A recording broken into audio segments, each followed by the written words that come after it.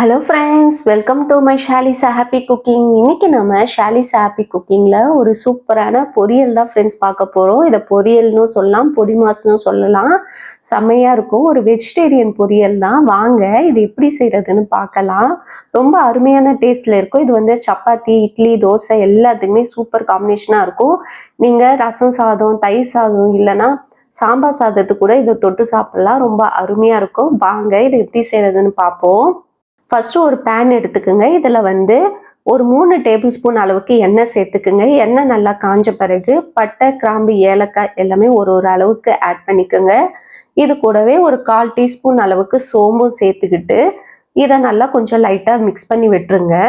இப்போ இதில் 1 இல்லைன்னா 2 பச்சை மிளகாவை ஆட் பண்ணிக்கோங்க. அது கூடவே பொடியாக கட் பண்ண இஞ்சி ஒரு 1/2 டீஸ்பூனும், ஒரு 3 பூண்டை வந்து பொடியாக கட் பண்ணி சேர்த்துக்குங்க. ஒரு கைப்பிடி அளவுக்கு கருவேப்பிலையும் சேர்த்து நல்லா இந்த பூண்டும் இஞ்சியும் வதங்கி வரணும். அது வரைக்கும் இதை நல்லா வதக்கிக்கலாம். இந்த மாதிரி பூண்டு இஞ்சியோடைய கலர் நல்லா மாறி வந்த பிறகு நான் இன்னைக்கு ஒரு 3 வெங்காயத்தை வந்து ஸ்லைஸ்டாக கட் பண்ணி ஆட் பண்ணியிருக்கேன். வெங்காயம் வந்து நல்லா கலர் சேஞ்ச் ஆகணும், கோல்டன் ப்ரௌன் கலர் ஆகி எண்ணெய் நல்லா பிரிஞ்சு வரணும். அது வரைக்கும் நீங்கள் இந்த வெங்காயத்தை மீடியம் ஃப்ளேமில் வச்சு நல்லா வதக்கிக்குங்க.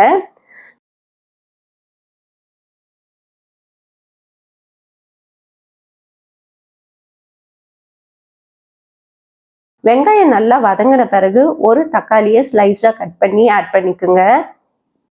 தக்காளி வந்து சீக்கிரமாக வதங்குறதுக்காக ஒரு 1/4 டீஸ்பூன் அளவுக்கு மஞ்சள் தூளும் காஷ்மீரி சில்லி பவுடர் 1 டீஸ்பூன் சேர்த்துருக்கேன்.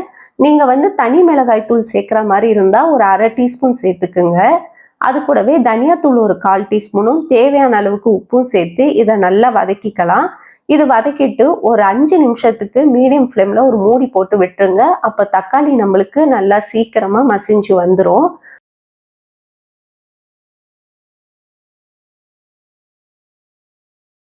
பாருங்க, இந்த அளவுக்கு நல்லா வந்து வதங்கி வரணும், தக்காளி மேஷ் ஆகணும்.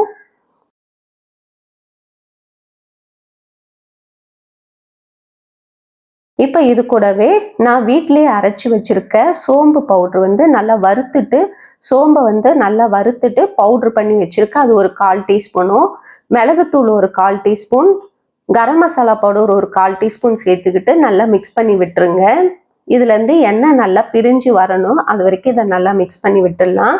இப்போ இது வதங்கும் போதே கொஞ்சமாக கொத்தமல்லி ஒரு கைப்பிடி அளவுக்கு பொடியாக கட் பண்ணி ஆட் பண்ணிக்கோங்க. இதை நல்லா மிக்ஸ் பண்ணி விட்டு ஆயில் நல்லா பிரிஞ்சு வரட்டும்.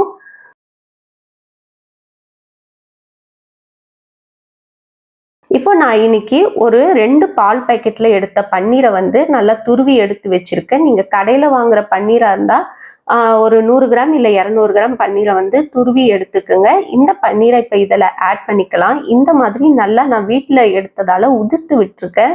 உதிர்த்து விட்டப்ப இந்த மாதிரி நல்லா பொடியாக ஆன மாதிரி ஆயிடுச்சு. நீங்கள் வந்து கடையில் வாங்க தந்தா துருவி ஆட் பண்ணிக்கோங்க, இன்னும் நல்லா இருக்கும். அவ்வளோதான். இப்போ இந்த பன்னீரை ஆட் பண்ணிட்டு நல்லா மிக்ஸ் பண்ணி விடுங்க. அந்த வெங்காயத்தோட மசாலாவும் பன்னீரும் வந்து நல்லா மிக்ஸ் ஆகி வரணும். ஒரு மீடியம் ஃப்ளேமில் வச்சு ஒரு 5லேருந்து 7 நிமிஷத்துக்கு இதை நல்லா மிக்ஸ் பண்ணிக்கிட்டே இருக்கணும். அப்போதான் அந்த மசாலா வந்து நல்லா பன்னீரில் இறங்கும். இப்போ இதுலேயே கொஞ்சமாக கொத்தமல்லியும் கருவேப்பிலையும் சேர்த்து நல்லா மிக்ஸ் பண்ணி விடுங்க. ஒரு 5லேருந்து 7 நிமிஷம் மிக்ஸ் பண்ணி விட்டுட்டு இதை வந்து சுட சுட சப்பாத்தி, இட்லி, தோசை சாப்பாட்டுங்களுக்கு கூட நீங்கள் வந்து சைட் டிஷ்ஷாக இதை வந்து நீங்கள் பயன்படுத்திக்கலாம். ரொம்ப அருமையாக இருக்கும். சூப்பரான ஒரு ரெசிபி இது. நல்லா ஸ்பைசியாக இருக்கும், சாப்பிடவும் டேஸ்டாக இருக்கும். கண்டிப்பாக ட்ரை பண்ணி பாருங்கள். குயிக்காக பண்ணிடலாம். எப்பவும் வந்து எக்கில் வச்சு செய்யணும்னு அவசியம் கிடையாது. இந்த மாதிரி பன்னீரில் கூட பொடி மாஸ் பண்ணி நம்ம சாப்பிட்லாம். ஒரு அருமையான ரெசிபி. கண்டிப்பாக ட்ரை பண்ணி பாருங்கள். இந்த வீடியோ உங்களுக்கு பிடிச்சிருந்தா மறக்காமல் லைக் பண்ணுங்கள், ஷேர் பண்ணுங்கள், சப்ஸ்கிரைப் பண்ணுங்கள் ஃப்ரெண்ட்ஸ். இன்னொரு வீடியோவில் உங்களை சந்திக்கிறேன். பாய் பாய் ஃப்ரெண்ட்ஸ்.